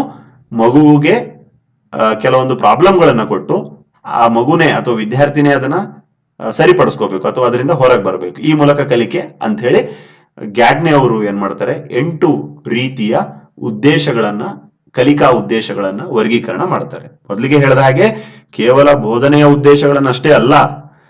Okay, not only the learning objectives ಅಥವಾ teaching objectives. Gagne tries to say that what should the domain of knowledge should contain. ಅಂದ್ರೆ ಕಲಿಕಾ ವಲಯಗಳು ಹೇಗೆ ಇರಬೇಕು, ನಾಳೆ ಪಠ್ಯ ಪುಸ್ತಕವನ್ನ ಅಥವಾ ಕರಿಕ್ಯುಲಮ್ನ ರೆಡಿ ಮಾಡಿದಾಗ ಏನೆಲ್ಲ ತಲೆಯಲ್ಲಿ ಇಟ್ಕೊಂಡು ರೆಡಿ ಮಾಡಬೇಕಾಗತ್ತೆ ಅನ್ನೋದನ್ನ 8 ವಿವಿಧ ರೀತಿಯ ಬೋಧನಾ ಹಂತಗಳಾಗಿ ಇವರು ಏನ್ ಮಾಡ್ತಾರೆ? ಡಿವೈಡ್ ಅನ್ನ ಮಾಡ್ತಾರೆ, ಸರಿನಾ? ಯಾರು? ಗ್ಯಾಗ್ನೆ ಮತ್ತು ಬ್ರಿಗ್ ಅವರು, ಸರಿನಾ ಸ್ಟೂಡೆಂಟ್ಸ್? ಸೊ ಎಕ್ಸಾಮ್ ಅಲ್ಲಿ ಇದ್ರ ಮೇಲೆ ಏನ್ ಕೇಳಬಹುದು ಅಂತ ಹೇಳೋದಾದ್ರೆ ಡಿಸ್ಕ್ರಿಮಿನೇಷನ್ ಆಫ್ ಲರ್ನಿಂಗ್ ಅನ್ನ ಕೇಳಿದಾರೆ ನೋಡಿ, ತಾರತಮ್ಯದ ಕಲಿಕೆ ಸರಿನಾ, ಅದನ್ನ ಕೇಳಿದ್ದಾರೆ. ಹಾಗೇನೆ ಸ್ಟೂಡೆಂಟ್ಸ್ ಈ ಒಂದು ಪ್ರಾಬ್ಲಮ್ ಸಾಲ್ವಿಂಗ್ ಲರ್ನಿಂಗ್ ಗ್ಯಾಗ್ನೆ ಮತ್ತು ಬ್ರಿಗ್ ಅವರ ಪ್ರಕಾರ ಉದ್ದೇಶಗಳ ವರ್ಗೀಕರಣ ಪಟ್ಟಿಯಲ್ಲಿ ಅತ್ಯುನ್ನತ ಹಂತದ ಕಲಿಕೆ ಯಾವುದು ಅಂತ ಕೇಳ್ತಾರೆ. ಯಾವುದು? ಪ್ರಾಬ್ಲಮ್ ಸಾಲ್ವಿಂಗ್ ಲರ್ನಿಂಗ್ ಅಂತ ಹೇಳ್ತಾರೆ. ಹಾಗೇನೆ ಬೆಂಜಮಿನ್ ಬ್ಲೂಮ್ ಅವರ ಈ ಒಂದು ಕಲಿಕಾ ವಲಯಗಳನ್ನ ಎಷ್ಟು 6 ರೀತಿಯಾಗಿ ಡಿವೈಡ್ ಮಾಡ್ತಾರೆ ಅಂತ ಹೇಳಿ ನಿಮ್ಗೆ ಹೇಳಿದ್ವಿ ತಾನೆ. ಸೊ ಅದರಲ್ಲಿ ಅತ್ಯುನ್ನತ ವಲಯ ಯಾವುದು ಅಂತಲೂ ಕೇಳಿದ್ದಾರೆ. ಸೊ ಯಾವ್ದದು? ಲಾಸ್ಟ್ ಒನ್ ಇದೆ ಅಲ್ವಾ ಮೇಲೆ, ಅದು ಯಾವುದು? ಕ್ರಿಯೇಟ್ ಅಂತ ಏನಿದೆ ಅದು, ರಚಿಸು. ಬಿಕಾಸ್ ತನ್ನಿಂದ ನಾಲೆಜ್, ಟೀಚರ್ ನಿಂದ ಏನ್ ಮಾಡ್ತಾರೆ ಅವರು, ನಾಲೆಜ್ ಅನ್ನ ಪಡ್ಕೊಂಡು ಅಂಡರ್ಸ್ಟ್ಯಾಂಡಿಂಗ್ ಮಾಡಿ ಅಪ್ಲೈ ಮಾಡ್ಕೊಂಡು ಅನಲೈಸ್ ಮಾಡ್ಕೊಂಡು ಇವ್ಯಾಲ್ಯೂಯೇಟ್ ಮಾಡ್ಕೊಂಡು ಮೌಲ್ಯಮಾಪನ ಮಾಡ್ಕೊಂಡು ಫೈನಲಿ ತಮ್ಮದೇ ಆಗಿರುವಂತಹ ಹೊಸ ಪ್ರಾಡಕ್ಟ್ ಅನ್ನ ಅವರು ಮಾಡುವಂತೆ ಏಬಲ್ ಆಗ್ತಾರೆ, ರಚಿಸ್ತಾರೆ ತಾನೆ, ಕ್ರಿಯೇಟ್ ಮಾಡ್ತಾ ಇರ್ತಾನೆ. ಸೊ ಅದು ಅತ್ಯುನ್ನತ ವರ್ಗೀಕರಣದ ಹಂತ ಅಂತ ಹೇಳಿ ಕನ್ಸಿಡರ್ ಆಗಿದೆ ಯಾವುದರಲ್ಲಿ? ಬ್ಲೂಮ್ ಅವರ ಟ್ಯಾಕ್ಸಾನಮಿಯಲ್ಲಿ. ಸರಿನಾ? ಅದೇ ರೀತಿ ಗ್ಯಾಗ್ನೆ ಅವರ ವರ್ಗೀಕರಣದ ಪ್ರಕಾರ ಅತ್ಯುನ್ನತ ವಲಯ ಯಾವುದಾಗಿರುತ್ತೆ ಇವರ ಪ್ರಕಾರ? ಪ್ರಾಬ್ಲಮ್ ಸಾಲ್ವಿಂಗ್ ಲರ್ನಿಂಗ್, ಅಂದ್ರೆ ಸಮಸ್ಯೆಗಳ ಪರಿಹಾರ ಮಾಡ್ಕೊಳ್ಳೋದ್ರ ಮೂಲಕ ಕಲಿಕೆ ಅಂತ ಹೇಳಿ ಹೇಳ್ತಾರೆ. ಐ ಹೋಪ್ ನಿಮಗೆ ಪ್ರತಿಯೊಂದು ಅರ್ಥ ಆಗಿದೆ ಅಂತ ಭಾವಿಸ್ತೇವೆ. ಸರಿನಾ? ಸೊ ನೆಕ್ಸ್ಟ್ ಕ್ಲಾಸಸ್ ಅಲ್ಲಿ ನಾವೇನು ಅಧ್ಯಯನ ಮಾಡೋಣ? ಈ ಒಂದು ಲೆವೆಲ್ಸ್ ಆಫ್ ಟೀಚಿಂಗ್, ಬೋಧನೆಯ ಬೇರೆ ಬೇರೆ ರೀತಿಯ ಹಂತಗಳು, 3 ಹಂತಗಳು ಬರ್ತವೆ. ಜ್ಞಾಪನ ಹಂತ ಅಥವಾ ಮೆಮೊರಿ ಲೆವೆಲ್, ತಿಳುವಳಿಕಾ ಹಂತ ಮತ್ತು ರಿಫ್ಲೆಕ್ಟಿವ್ ಲೆವೆಲ್ ಅಂತ ಹೇಳಿ ಬರ್ತವೆ. ಸೊ ಎಕ್ಸಾಮ್ ಅಲ್ಲಿ ಪಕ್ಕ ಆಯ್ತಾ, ಟೀಚಿಂಗ್ ಆಪ್ಟಿಟ್ಯೂಡ್ ಅಲ್ಲಿ ಏನ್ ಕೇಳ್ತಾರೋ ಬಿಡ್ತಾರೋ ಇದನ್ನಂತರೂ ಸುಮಾರು ಸಲ ಕರ್ನಾಟಕ ಸೆಟ್ ಎಕ್ಸಾಮ್ ಅಲ್ಲಿ ಕೇಳಿದರೆ, ಅದನ್ನ ಅಧ್ಯಯನ ಮಾಡೋಣ. ಹಾಗೇನೆ ಉನ್ನತ ಶಿಕ್ಷಣದಲ್ಲಿ ಯಾವ್ಯಾವ ರೀತಿಯ ಬೋಧನೆ ವಿಧಾನಗಳನ್ನ ನಾವು ಬಳಸ್ತೇವೆ, ಟೀಚಿಂಗ್ ಏಡ್ಸ್ ಗಳಂದ್ರೆ ಏನು, ಬೋಧನಾ ಉಪಕರಣಗಳಂದ್ರೆ ಏನು, ಹಾಗೇನೆ ಬೇರೆ ಬೇರೆ ರೀತಿಯ ಬೋಧನಾ ಪದ್ಧತಿಗಳು, ಹಾಗೆ ಕಲಿಕಾ ಪದ್ಧತಿಗಳು, ಇವೆಲ್ಲದ್ರ ಬಗ್ಗೆ ನೆಕ್ಸ್ಟ್ ಕ್ಲಾಸಸ್ ಅಲ್ಲಿ ನೋಡೋಣ ಫ್ರೆಂಡ್ಸ್. ಐ ಹೋಪ್ ನಿಮಗೆ ಈ ಒಂದು ಸೆಷನ್ ಬಹಳ ಮುಖ್ಯವಾಗಿ ಬ್ಲೂಮ್ ಅವರು ಏನ್ ಹೇಳಿದ್ರು, ಗ್ಯಾಗ್ನೆ ಅವರು ಏನ್ ಹೇಳಿದ್ರು ಅಂತ ಅರ್ಥ ಆಗಿದೆ. ಹಾಗೇನೆ ನೆಕ್ಸ್ಟ್ ಕ್ಲಾಸಸ್ ಅಲ್ಲಿ ನಮ್ಮ ಮತ್ತೊಂದು ಸೆಷನ್ ನಾವು ತರ್ತಾ ಇದ್ದೇವೆ ಫ್ರೆಂಡ್ಸ್. ಹಾಗಾಗಿ ಇನ್ನು ಯಾರು ಚಾನಲ್ ನ ಸಬ್ಸ್ಕ್ರೈಬ್ ಮಾಡದೆ ನೋಡ್ತಾ ಇದ್ದಾರೆ, ಸಬ್ಸ್ಕ್ರೈಬ್ ಮಾಡ್ಕೊಳ್ಳಿ. ಹಾಗೇನೆ ಬಹಳ ಇಂಪಾರ್ಟೆಂಟ್ ಅಪ್ಡೇಟ್, ಯಾರಿಗೆಲ್ಲ ಪ್ರೀವಿಯಸ್ ಇಯರ್ ಕ್ವಶನ್ ಪೇಪರ್ಸ್ ಗಳು ಬೇಕು, ನೀವೇನ್ ಮಾಡಿ 9483122319 ಈ ನಂಬರ್ಗೆ ವಾಟ್ಸ್ಆಪ್ ಮಾಡಿ. ನಿಮಗೆ ಪೇಪರ್ 1 ಏನ್ ಪಾಠ ಮಾಡ್ತಾ ಇದೀವಲ್ವಾ ಅದರ ಕನ್ನಡ ಸಿಲೆಬಸ್, ಯಾರ್ಯಾರಿಗೆ ಕನ್ನಡ ಸಿಲೆಬಸ್ ಬೇಕು, ಬಿಕಾಸ್ KE ಅದವ್ರು ಏನ್ ಮಾಡಿಲ್ಲ, ಕನ್ನಡ ಸಿಲೆಬಸ್ ನ ಕೊಟ್ಟಿಲ್ಲ. ಸೊ ಹಾಗಾಗಿ ನಿಮಗೆ ಸ್ವತಃ ನಾವು ಏನ್ ಮಾಡಿದೀವಿ, ನೀಟಾಗಿ ಇದನ್ನ ಟ್ರಾನ್ಸ್ಲೇಷನ್ ಮಾಡಿ ಕೊಡ್ತಾ ಇದ್ದೇವೆ. ಹಾಗೇನೆ ಸುಮಾರು 7 ವರ್ಷದ ಪ್ರಶ್ನೆ ಪತ್ರಿಕೆಗಳು, ಸ್ಟಾರ್ಟಿಂಗ್ ಫ್ರಮ್ 2014 ಇಂದ ಹಿಡ್ಕೊಂಡು 2021 ಏನ್ ನಡೆದಿತ್ತು ಎಕ್ಸಾಮ್, ಟೋಟಲಿ 7 ವರ್ಷದ ಪ್ರಶ್ನೆ ಪತ್ರಿಕೆಗಳು, ಜೊತೆಗೆ ಸಿಲೆಬಸ್ ಕಾಪಿ ಕನ್ನಡ ಮತ್ತು ಇಂಗ್ಲಿಷ್ ಅಲ್ಲಿ. ಹಾಗೇನೆ ಕಟ್ ಆಫ್ ಡೀಟೇಲ್, ಈ ಹಿಂದಿನ 2021ರಲ್ಲಿ ಕಟ್ ಆಫ್ ಯಾವ ರೀತಿ ಬಂದಿತ್ತು, ಇವೆಲ್ಲ ಮಾಹಿತಿಯ ಒಂದು PDF ನಿಮಗೆ ಕೇವಲ 99 ರುಪೀಸ್ ಅಲ್ಲಿ ಸಿಗುತ್ತೆ ನೋಡಿ. 99 ರುಪೀಸ್ ಅಲ್ಲಿ ನೀವು ಮಾಡಬೇಕಾಗಿರೋದೇನು, 9483122319 ಈ ನಂಬರ್ಗೆ ವಾಟ್ಸ್ಆಪ್ ಮಾಡಿ. ಅಂಡ್ ನಿಮಗೆ Karnataka set previous year question ಪೇಪರ್ದು PDF ಕೇವಲ 99 ರುಪೀಸ್ ಅಲ್ಲಿ ಸಿಗುತ್ತೆ. ಅಲಾಂಗ್ ವಿತ್ ಸಿಲೆಬಸ್ ಕಾಪಿ ಸಿಗುತ್ತೆ. ಹಾಗೆ ಕಟ್ ಆಫ್ ಡೀಟೇಲ್ಸ್, ಯಾವ ರೀತಿ ಈ ಹಿಂದಿನ ಎಕ್ಸಾಮ್ ಅಲ್ಲಿ ನಿಮ್ಮ ವಿಷಯದ ಕಟ್ ಆಫ್ ಬಂದಿತ್ತು, ಸರಿನಾ, ನೀವು ಯಾವ ರೀತಿ ಸ್ಕೋರ್ ಮಾಡ್ಕೋಬೇಕು ಅಲ್ಲಿಂದ ಗೊತ್ತಾಗುತ್ತೆ ನೋಡಿ. ಸರಿನಾ friends, this is for your kind information. Thank you for listening. God bless you all.